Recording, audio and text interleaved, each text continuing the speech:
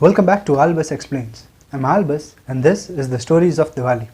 Today I shall be telling you the story of Narak Chaturdashi. Now this story is in two parts and the first part is not directly related to Narak Chaturdashi, but that story will make the second part more juicier, which is directly associated with Narak Chaturdashi. Now this story begins with the treasurer of the kingdom of Dwarka when the king of Dwarka was Lord Krishna and the name of the treasurer was Satrajit. Now Satrajit was a huge devotee of the sun god and he used to pray every day to the sun god on the beaches of Dwarka. Now one day Suryadev was very happy with him and he granted him a meeting, let's call him that. He came in front of him and when he came in front of him, Satrajit could not see the Suryadev because of his immense brilliance and he told him to basically lower his brightness a little bit, and for that Suryadev removed a necklace from his neck and that necklace had a gem called Syamantak Mani. Now that Syamantak Mani amplified the brilliance of the sun god and that is why the sun god was so bright. So when he removed and held it in his hands, when Suryadev did that, he could see the actual face of Suryadev. Now because Suryadev had just come, because he was very happy with Satrajit, he asked him for a boon and quickly, without thinking, Satrajit quickly said, "Give me that money that you just removed from your neck." And Suryadev too happily gave it, "Take this and go." And he took that money and he prayed to Suryadev and after that he left. Then he came back to the city of Dwarka and he wore that money on his neck and that money shone so brightly, people felt that actual Suryadev had come into Dwarka. When he came to his house, Lord Krishna was waiting for him at his house and he showed Lord Krishna, said, "Prabhu, see this money, Suryadev gave it to me." Lord Krishna was also very happy and he said, "Syamantak Mani of Suryadev will be now in Dwarka. That is such a huge achievement. But that money is very precious. In fact, it is the most precious money in the world. So why don't you keep it in the palace where it shall be under my protection and the protection of the guards?" When Lord Krishna said this, Satrajit thought that Krishna wanted that money for himself and so he quickly turned sour and he said, no, I will keep this money with me. I don't want to give this money to you." Lord Krishna understood before things became more uncomfortable, Lord Krishna said, "Okay, do whatever you want," and then he left. Now Satrajit was very proud of this money and he used to show that money off to everyone who came to his house, even his brother whose name is Prasen. Now one day Prasen asked for that money and Satrajit gave it to him because he was his younger brother. Prasen wore that necklace and he went hunting with that. Now because of the brilliance of that money, all the wild animals came towards Prasen and he could easily hunt them. But all the wild animals came, which means even dangerous wild animals like bears and lions also came. And one lion came and attacked Prasen and killed him, he gored him to death and he took that money with him and went away.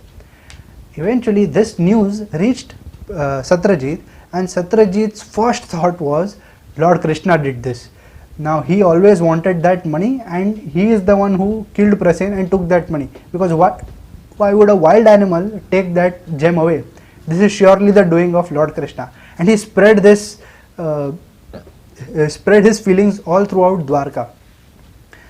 When this news reached Lord Krishna, he said that I am the king of Dwarka. I must absolve myself of this blame, because he had nothing to do with it. So he told Satrajit that I will go and bring your money back. And he went into the forest alone. Now that lion that had taken that money, he gave that money to Jambuwant, who was the ruler of that forest at that time. Now this is the same Jambuwant that had helped Lord Ram to find his wife Lady Sita. So, and he was an immense devotee of Lord Ram and Krishna knew this. So, and because the brilliance of that money could not be hidden, Lord Krishna did not have to find too hard to uh, to know the location of that money. Eventually Lord Krishna reached Jambuvant and saw that it was Jambuvant, and he entreated him as a friend. But before Lord Krishna could say anything, Jambuvant thought that another thief had come to steal his money, and so he started fighting. But Lord Krishna entreated him that, "Arey, I am your Lord, I am." But before Lord Krishna could say anything, Jambuvant just started fighting blindly. Jambuvant was also old, much older than what he was in during Lord Ram's time, and he did not listen to anything Lord Krishna was saying. He just started hitting him. To bring him back to his senses, to make him realize who he was, Lord Krishna too beat him and kept on beating him for 23 days. He was beaten to within an inch of his life. Now Jambuvant was an extremely powerful warner, and beating him for 23 days, almost to the point of fatality, was something only a Lord Vishnu could do. And Jambuvant too realized this, that no one else can beat me like this. So this must be Lord Ram. And quickly he looked at Lord Krishna and saw the face of Lord Ram, and he realized his error. Oh, what did I do? And so he quickly folded his hand and gave that money back to Lord Krishna. Another story is that he also offered the hand of his daughter Jambavati, which Krishna gracefully accepted.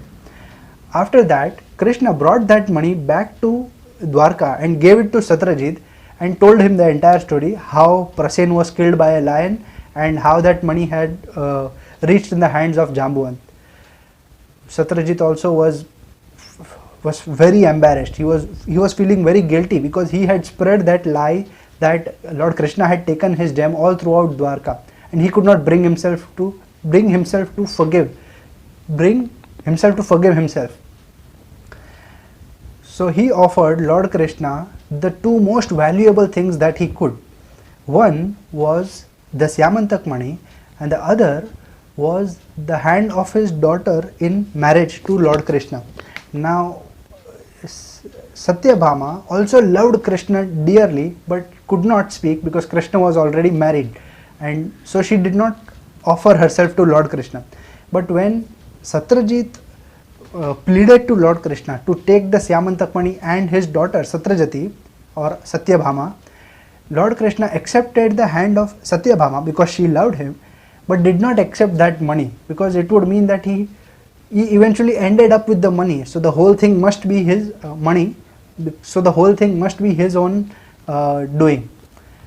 And to absolve himself of that such a pointless blame, he did not accept that money, but he accepted the hand of Satyabhama. Now Satyabhama was also an extremely fierce, extremely trained, highly accomplished warrior, and she was one of the most accomplished swordsmen in Dwarka, swordswoman in this particular case.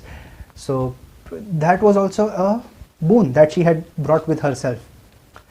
Now this is the end of the first part. The second part begins much earlier than this, during the time when Adi Varaha, the incarnation of Lord Vishnu, the third incarnation, Adi Varaha was fighting with Hiranyaksh to rescue Bhumi Devi from him, and Hiranyaksh had drowned Bhumi Devi inside the waters. Now when Adi Varaha avatar was fighting with Hiranyaksh, this Bhumi Devi tried to come out of the ocean by herself, and at that time Hiranyaksh had pushed her back into the ocean, and where he pushed her, a depression was formed on her, and he left his seed over there. Now when this happened, eventually Adi Varaha obviously beat Hiranyaksh and rescued Bhumi Devi from that ocean, but then he found that she was pregnant. Now this child that Lord Vishnu had detected that was inside Bhumi Devi, he called that this child shall be a demon, an asur from hell, and that is why this demon was known as Narkasur. Now this Narkasur, when born, was born with a few protections that were given to him because he was the son of Bhumi Devi, and the most powerful of the protections that he had was that only Bhumi Devi herself could kill him.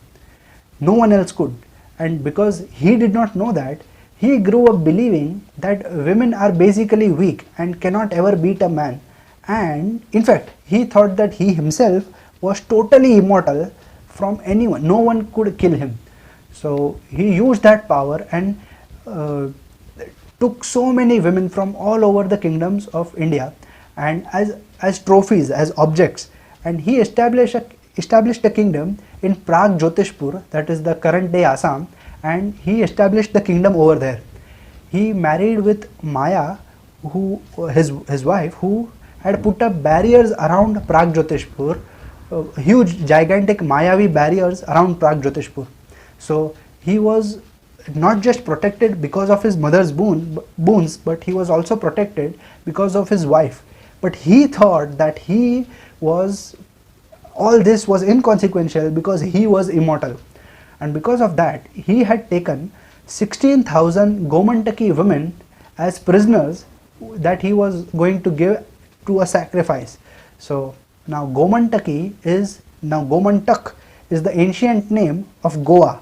So 16,000 Goan women were taken by Narkasur all the way to Prag Jyotishpur in Assam. When this news reached Lord Krishna quickly took off to save those girls with Satyabhama because she was an excellent warrior. She was not just an excellent warrior, she was also a highly accomplished charioteer. So she was the Sarthi of Lord Krishna. Lord Krishna, who is the Sarthi of the world, who is the Sarthi of Arjun, his Sarthi is his wife, Lady Satyabhama. So she took him all the way to Assam, across India, because Dwarka is on the western edge of India and Prag Jyotishpur is on the, or Assam is on the eastern edge of India. So they went across India and she rode all the way. And while Lord Krishna would work day and night to break those Mayavi barriers between him and Narkasur. Finally, after reaching at the gates at the palace of Narkasur, Lord Krishna was very tired because of breaking all those many barriers, those Mayavi barriers that he had fought against. So when Narkasur came out and shot Lord Krishna with a bolt of fire, Lord Krishna fainted in front of Satyabhama. Now this made Satyabhama extremely angry. She was so furious, she was boiling with rage. She picked up, now all this happened in a second. She left the reins of the horses and she picked up the bow and arrow, the sharang, the bow and arrow of Lord Krishna, and shot over 1,000 arrows at Narkasur. None of them actually hit Narkasur, but all of them locked Narkasur in such a way that he could not move a single muscle. Her anger was still not satisfied with this. She picked up the sword of Lord Krishna and jumped out of the chariot, out of the moving chariot towards Narkasur, and slashed his body with Sahastra, which means Dasahastra, which means 10,000 cuts all over his body.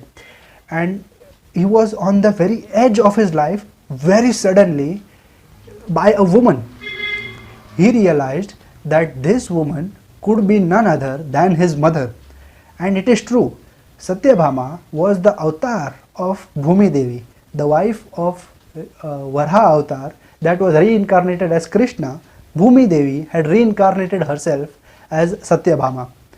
Now because Satyabhama was to be unionized with Lord Krishna one day, that is why Lord Surya had given off that Syamantak money so quickly. Anyway, when that happened, Narkasur realized that this was his own mother and he quickly realized his own mortality at the hands of his mother. Satyabhama too realized, she realized the entire chain of events that had occurred till that point when she was about to kill him, and Narkasur pleaded to his mother that a demon like me, a death of a demon like me should not be mourned. Do not let anyone mourn my death, but my death should be celebrated, and it should be celebrated not because of me but because of you. And then after Satyabhama heard this, with tears in her eyes, she plunged that sword into Narkasur's heart and killed him. After his death, those 16,000 women who had stayed for over a year at Narkasur's palace as captives, obviously, they were not accepted back into society by anyone. No one would take them as wives because everyone thought that they had become impure, or rather blemished, because of being with Narakasura. Because no one else would take them, Lord Krishna accepted all 16,000 of them as his wives, not as an act of ultra masculinity or something stupid like that. It was to clear his name while he was in the figure of Lord Ram, when he was in the incarnation of Lord Ram, that he is blamed, that he did not accept Lady Sita. It was never, well, that explanation is for some other time. But here he did the reverse of that, and he accepted 16,000 of such women who were considered impure by the society, who were not accepting them. He accepted them. So he took each and every one of them as his own, and he said that if no one will be yours, I shall be yours. And so he took all those Gomantaki women back to Dwarka with him. Now Narak Chaturdashi is celebrated to commemorate this immense feminine power that was in Satyabhama, given off in the form of a mother, but also a warrior and a wife, as a vengeful wife. This is celebrated, this aspect of femininity, that is the aggressive, the one self-respecting and the one most powerful, that is celebrated in Narak Chaturdashi. So that is the story behind Narak Chaturdashi. Now because she fought like as if it was Devi Kali herself, she was an incarnation of Kali herself, this day is also known as Kali Chaudas in parts of Maharashtra, Gujarat and Rajasthan. Now that is why it is also called Kali Chaudas. But this festival is Narak Chaturdashi because of death of Narakasur at the hands of his mother Satyabhama or Bhumi Devi.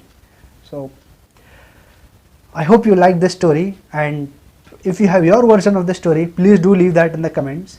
I shall be very glad to hear that, and I shall be back with more. So thank you.